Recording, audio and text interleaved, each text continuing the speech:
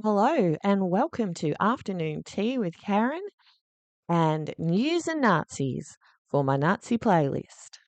I'm keen to know whether you knew that the Albanese government is now providing funding to Australian media companies. Are you shocked or are you not? Millions of dollars of taxpayers' money is being diverted from your pocket to part pay thousands of journalists. Does this feel a little bit wrong? There's been very little said about the Journalism Assistance Fund, maybe because some big media companies have been on the receiving end of the assistance. Under the deal, they receive $39,000 for each full time equivalent journalist over 3 years, paid as a wage subsidy. The program is run out of the office of Communications Minister Annika Wells.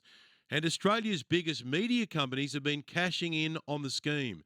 For example, Nine Entertainment got $16 million.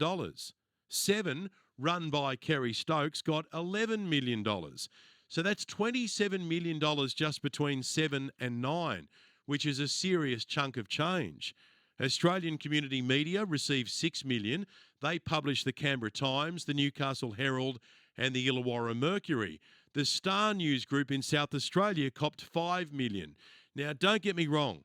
It's good money if you can get it. And as a journalist, I love the idea of people investing in media. But should taxpayers be forced to fund private media companies, some of them being very big media companies? And could the financial connection lead to a perception that media companies are going soft on government? Now, I'm not suggesting that's happened here. Oh, well, I might suggest that, and also that they might do the government's bidding.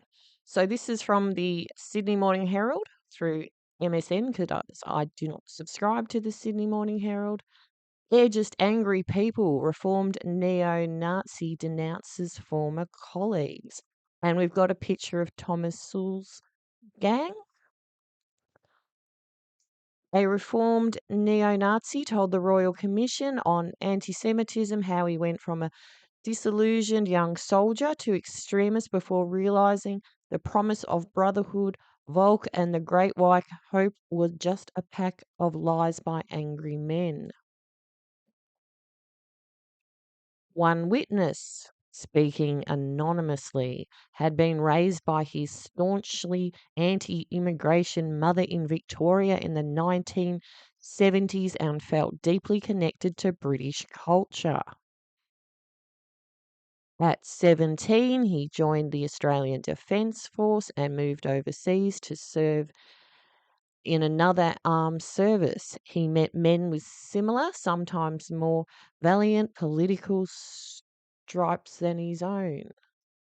He was attacked with a steam iron and it fractured his skull. Those charges were dismissed.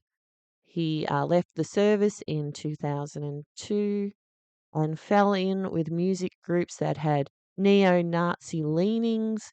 He returned to Australia shortly and thereafter continued to associate with similar groups. He covered his body in prominent white nationalist tattoos.